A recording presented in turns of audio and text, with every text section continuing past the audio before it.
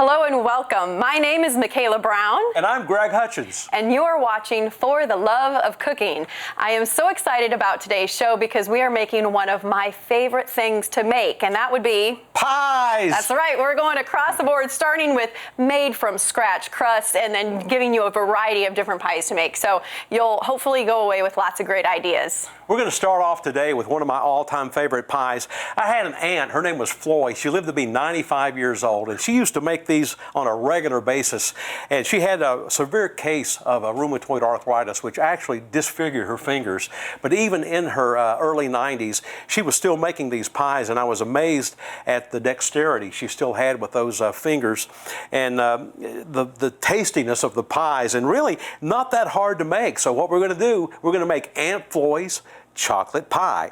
Now we're going to start with 3 eggs, beaten eggs. Put it in the saucepan. So we got 3 beaten eggs. We're going to add to that 1 cup of sugar, and I've also added to this a tablespoon of cornstarch. You can use flour if you like, but it just makes that filling a little thicker. Yeah, absolutely. Stands up a little better. All right, so we've got that stirred up there. And then we're going to add, and my aunt always called this cream. I know it's evaporated milk, but she would call it a can of cream, so I call it cream. Interesting, yeah. So anyway. So would she use it in other things like you would a cream?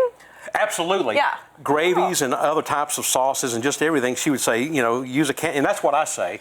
I'll say, hey, give me a can of cream. Oh, you know. interesting. Evaporated milk, but it's really cream, evaporated milk, but I call it cream. So we're going to whisk that up a little bit here. Now, to this, we're going to add the main ingredient, 2 tablespoons of cocoa powder. All right. I'm going to chocolate it up there just a little bit. And that means this is a healthy pie because cacao beans or cocoa powder, it's very healthy for you. So there you go. No excuses. Enjoy the pie. Absolutely. I'm going to have an extra chocolate bar today just because of that. Good antioxidants and all watching good, my health. all good things in chocolate at its purest form before you add the sugar. We're going to add 2 tablespoons of butter to this. So to recap, we've had a can of cream or evaporated milk, a cup of sugar, a tablespoon of either cornstarch or flour, 2 tablespoons of cocoa powder. You're going to use the whites of 3 other eggs to use for the meringue. Okay. And it's always good to set the eggs out ahead of time because the meringue will stand up a lot taller if they're at room temperature. If you take them right out of the refrigerator and do them, it will make the meringue, but it's nowhere near as high as it will stand up if you put it at room temperature. Good tip. Yep. All right, if you'll turn on the stove over there, we'll put this mixture on the eye. And stand here and do this. Do not go do another task. Do not multitask when you're making this pie because some folks use a double boiler. Okay, yeah. But I never do. But if you don't use the double boiler, you really need to stand here and continuously stir it because it will scorch. Yeah, that's generally a good rule of thumb for any milk-related product, especially because it'll scorch on the bottom, and you don't want that flavor. So, All right. Stir continuously. Yeah. Here we go. Here we go, folks. Do try this at home. See how thick that's getting? And this is a part where you really have to watch it because, like, until it heats up, you know, right, the last second is when it really thickens really quickly. There you go. Yeah, now it's starting to bubble. There you go. Not bubble, hog eyes. Wait a minute. We're not there yet, and I'm going to show you what hog. Okay. And if the cameraman, if he can zoom in, we're starting. It's starting. Here we go. Now watch I'm getting nervous. Should I turn it down? No, that's good. Okay. See those? Oh. Those are hog eyes. There we go. You can turn it down just a bit. Okay. Hey, Greg, I didn't know you were wearing a polka dot shirt today. Yeah, really. Oh, yeah. All right, that looks good. That looks good there. So you can see how that's thick, and like you say, in 30 seconds it went from absolutely. That was creamy fast. to this. All right, gonna walk over here. All right. Got our pie crust here, pre-baked pie crust. We're gonna put this puppy in here.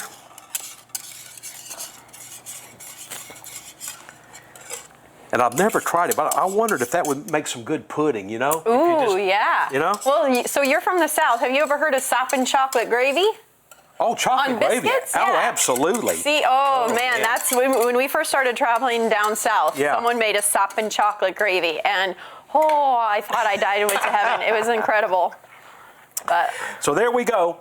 And all you need to do is let that cool a little bit. Now you can make the meringue and put it on top of this, but I'm telling you, it just, there's sugar in the meringue, and it just I don't know how to describe it. It's just not good. Yeah, so let let it this cool, cool a little for sure. bit. And I just broke off part of that, so we'll be very, very careful. All right. All right, we're going to set this over here.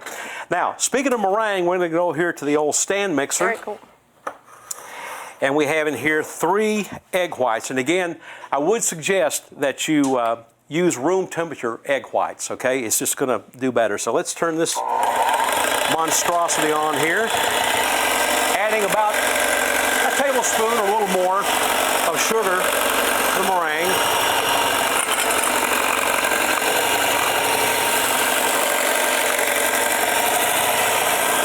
More, Scotty. I'm giving her all she's got, Captain.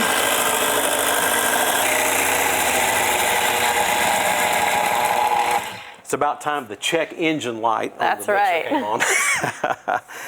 All right. And again, I would recommend that you let this, in fact, I actually put this in the refrigerator sometime and cool it down, because the cooler this is, the better for the meringue. But anyway, you can see I'm That is very stiff That is meringue. very Wow, stiff. yeah. Wow. Okay. It's better than I thought. Yeah, buddy. Aunt Floyd would be proud.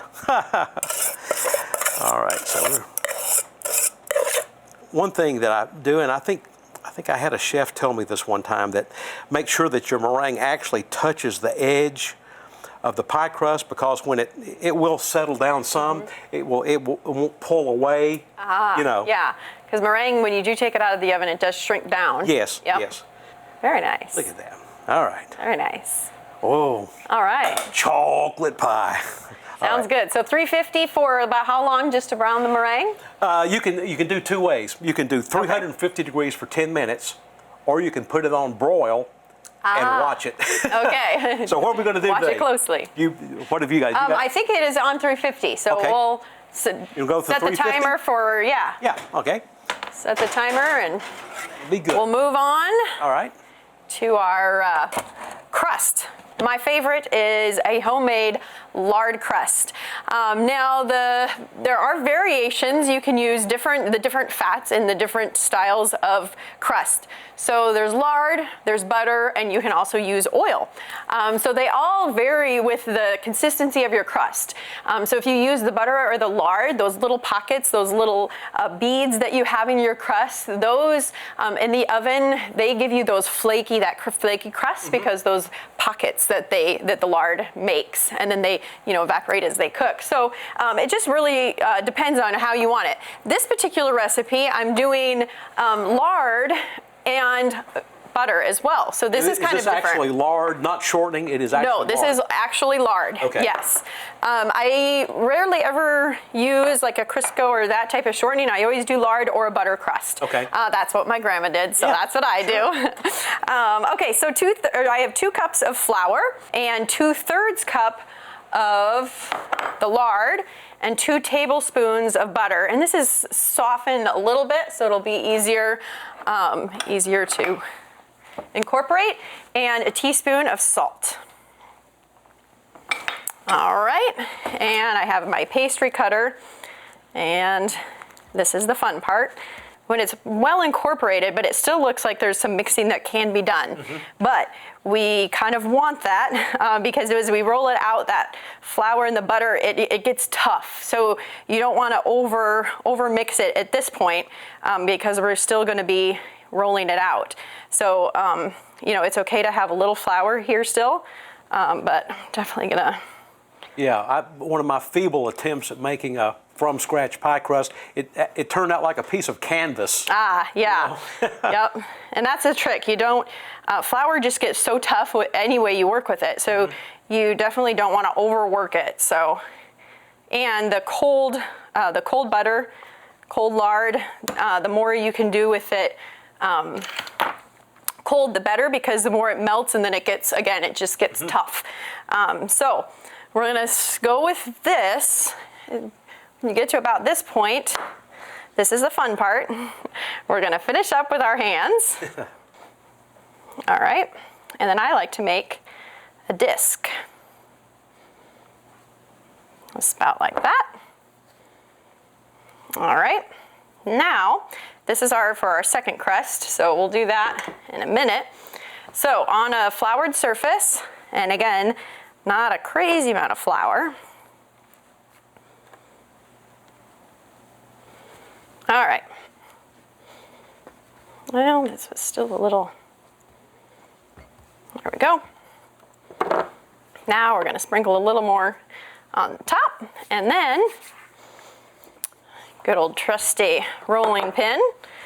And we're just gonna start rolling it out using a little bit of pressure to try to keep it in the round. This was the tricky part for me all of these years, was trying to get it in that perfect circle and the perfect diameter. So I've learned just little quick presses to keep it in the round. And again, like you're always working with it because of those pockets again of the lard or the butter, they're gonna come to the top and kind of make it stick. So kind of just keep and that flour also, on I hand. guess, would keep it from sticking to the rolling pin? Yes, yep, on the top. This is the part where we don't want to poke a hole in the bottom of it. So kind of keep rolling and almost up here. Okay. Throw the pie plate there. One little spot. All right, set it up. Now we're just gonna unroll it. All right, so there we have one crust, and we're making 2 pecan pies, so we will make up our other crust. Another crust. So we'll get the rest of it. Wait a minute. Do you mind if I use one of my crusts? Absolutely. Yeah, let's. And I love the way you made that crust. I learned a lot of stuff, but actually I'm going to show you the way that I make my crust. All right, let's see it. I'm excited to learn a new way. Here we go. Oh. You go to the store and go to I'm learning new things. Go to the frozen food section and you do this right here. Wow, that looks pretty nice. There you go. Look there you go. All right, where's our pie plate? All right, well, we can use that one. We'll go for it. All right, and let's see, how do we want to, on this one, let's use a fork and do it that way. I like that crust too. So this one we use our fingers and you make the indents like this, but there's many ways to do crust. In fact, you can even, if you have extra crust, you can cut little patterns and place patterns like little leaves. I've done that before. That's beautiful on a pie crust. Yeah, I actually use the fork. I like the fork. The fork? Yeah. Cute. All right. So in fact, I like things really nice, so I want it nice and even around the rim of the pie. Nothing hanging out too much, too far over. We like pies especially, I don't know, just the more uniform they can look, the prettier they look. Yes. A lot of times, God didn't plant trees in a straight line, so we don't always have to cook in a straight line, but there are some things that just look a little prettier, done just right. So. Okay, so I'm trying to get it to the edge of the rim there. And then we're just gonna take a fork and go all the way around. I like it. Okay, we have 2 crusts. Yep. Now it's time to fill them. All right, we have our stick of butter in the cast iron skillet. We've got the stove turned on. We're gonna melt that and brown it. In the meantime, we'll be back with more For the Love of Cooking. I'm Greg. And I'm Michaela. Hello and welcome back to For the Love of Cooking. Today we're making a bunch of pies, all things pies today's show, and our next one, well, what you looking at there? Oh, this is, I'm just checking the pecan pie recipe. Oh, so what recipe, where'd you get it from? I always love to figure that out. Let's see. I see. That guy looks familiar. He does.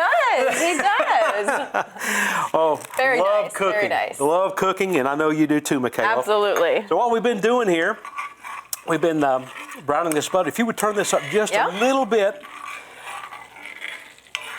melting this butter. So tell us the process of browning the butter. All right. and this was trial and error on my part. I'd heard about brown butter, knew what it was, but didn't actually know how to do it, had never done it. A lot of folks would stop at this stage. I mean, it's melted, looks, okay? Yeah. But it isn't browned, okay? Okay. And when you put it in the pecan pie, the filling just doesn't quite taste right. It's almost like, for lack of a better term, you need to have that little taste of almost burnt butter, you know? Oh, sure. And so anyway, I went to the next, I let it cook more to the next step, and it started foaming up. Okay. Almost like egg meringue. I go, okay, that's ready. No, still not there. So what you got to do, turn this up a little more. A little more, okay. It will foam, and you think, well, that's it. But no, there's one more stage. It'll do this. Yeah. I am partial to the color brown. Yes. There you go.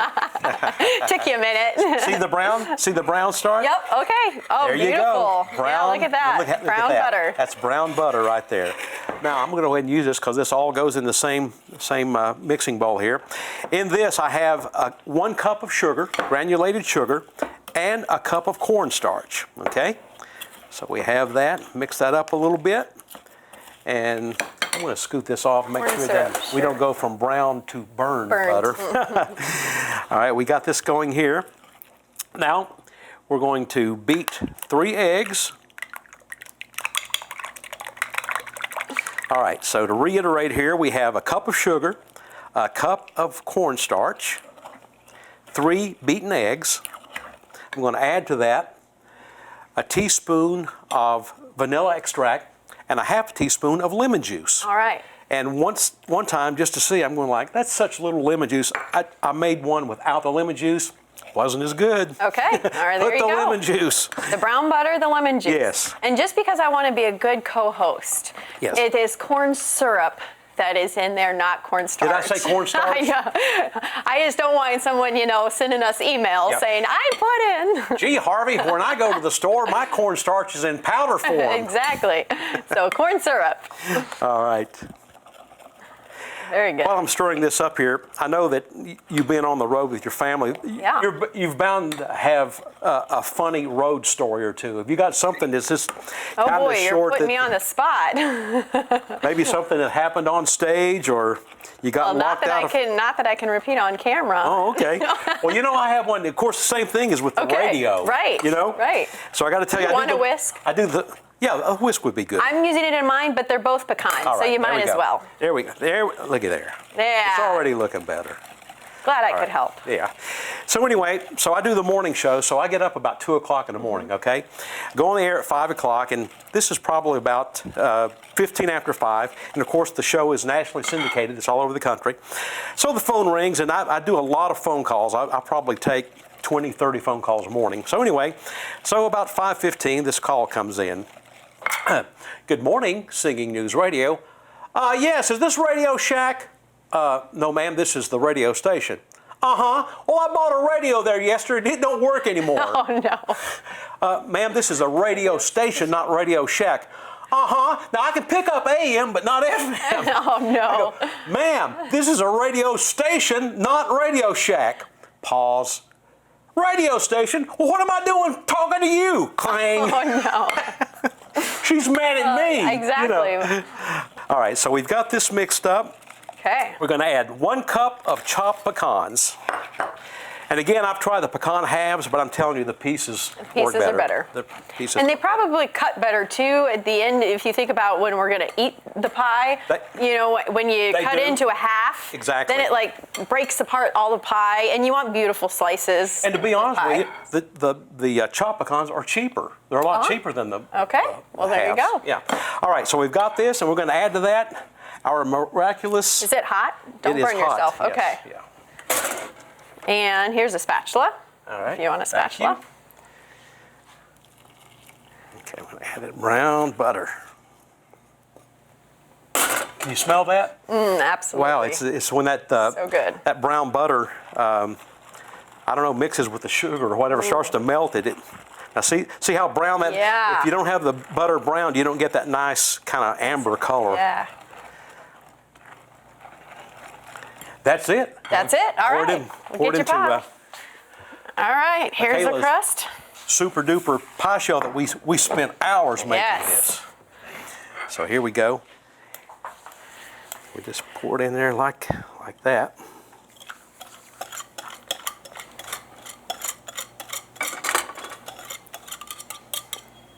Ooh, looks good. Look at that right there now. All right. All right, now what we're going to do, if you would, preheat the oven to 425. 425? Yes, 425 to start. I guess this is because, in fact, I think pumpkin pies like this also. You put it in for 10 minutes at 425 to like it sets or whatever. Sure. And then you reduce the heat to 325 and bake it for like another 40 minutes. Okay. Okay? Nice. So we're going to go ahead and put this puppy in there, and we'll get on with what you're going to do, okay? So mine is somewhat similar, except it's a chocolate fudge pecan pie filling. And so we are also going to start on the stove here.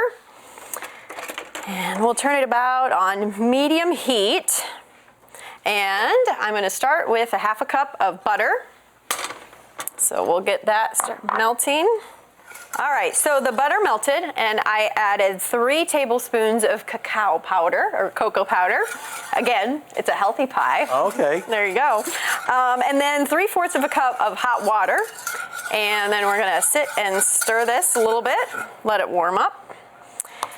And then I'm going to turn, once that is warm and kind of bubbling a little bit more, I'm going to shut off the stovetop and then add the rest of the ingredients, which is 2 cups of sugar. Now it's not a healthy pie anymore. And then I have a teaspoon of vanilla and 1/8 of a teaspoon salt, so just a little pinch of salt. Some flour, half a cup of flour. This is gonna thicken it up a little bit. So I like to add these ingredients in stages.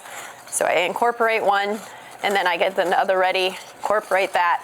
So it's all mixed together, especially the pecan pie, we don't want any lumps in there. So be extra diligent with the sugar and the flour to make sure that all of the lumps are gone. And then a small can of cream or evaporated milk.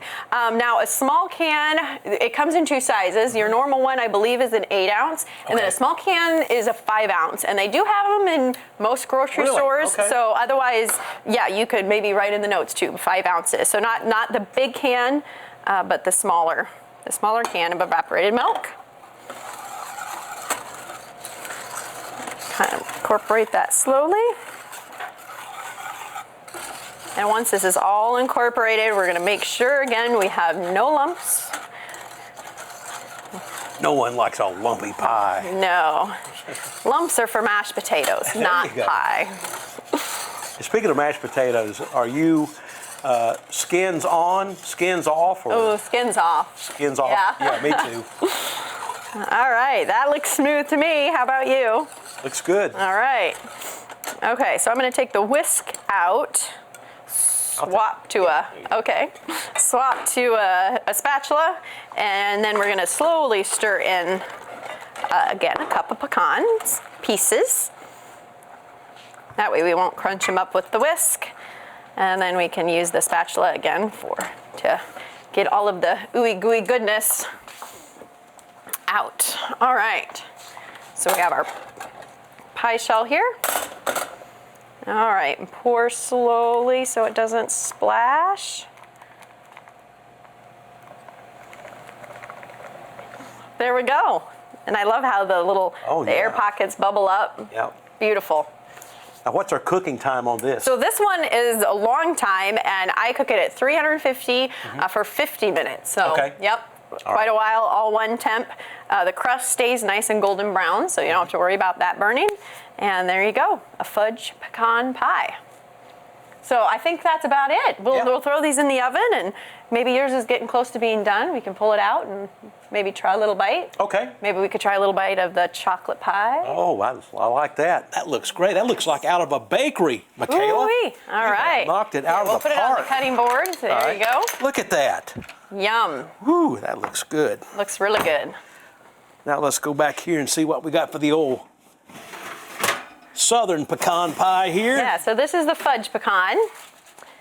And And here's your just. with the fluted pie crust, and then, oh, that's hot. Here we go. All right, we'll scoot it that way. That's- Go on the edge. That's good, right? Well, just Oh, a little more. Let's split. There we go. I think we got it Teamwork, there. teamwork. Here we go. All right. That thing's still bubbling right There we there. go. Shut this hot oven. Again, we probably will not taste these two because I still need my tongue. Yeah, there's nothing worse than really hot sugar. But, Absolutely. yeah, and yours is really bubbling. Yep. But hey, we could try this one. All right, let's do try it. this one. And I might get really brave and Okay. try a little bite of yours because Okay. I've already had mine. Okay. I know what this one tastes like. Try it, see All right, what- try this one. All right, get a little crust, evenly proportioned, a little crust, a little There you go. chocolate pie filling, a little meringue.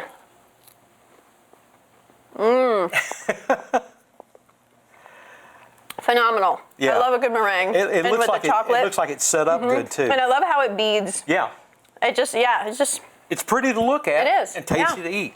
did you try it? You want to try that one? Yeah, try it. Let's try it here. Try your own masterpiece. All right, here. The director's going like, now don't eat too much of that. There is plenty to go around. 3 pies, that's a lot. That's good. That's good. That's good. All right, now I want to try yours. All right, go ahead. Let's come around this way. Okay. It's a bubbling. Again, a little crust. Ooh.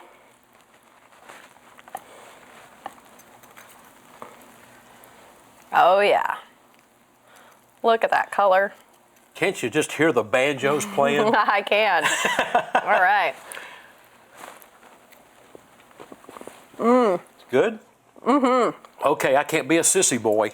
Ooh, I get. it's hot. Okay, here we go. Here we go. I can definitely taste the brown butter. Can you taste the brown butter? Yeah. There you go, the probably too fudge big a bite. chocolate pie. It looks fudgy. The way I like it. It's hot. Ooh. So, and we probably better clarify, you better not serve a pecan pie right out of the oven. They are very hot and they really do need time to set out. So, unless you're brave like us and you just have to try it, you gotta let them set up for a little bit and they'll, cool down and, serve them later, much later. In fact, sometimes I actually take mine and set it in the refrigerator, and it seems like the colder it gets, the filling sets up better. Sure. Sets up stiffer. Yep. All right, well, man, But I think we did good. we have pied it out We today. did well. All right. Well, until next time, I'm Michaela Brown. And I'm Greg Hutchins. Bon appetit. Happy cooking!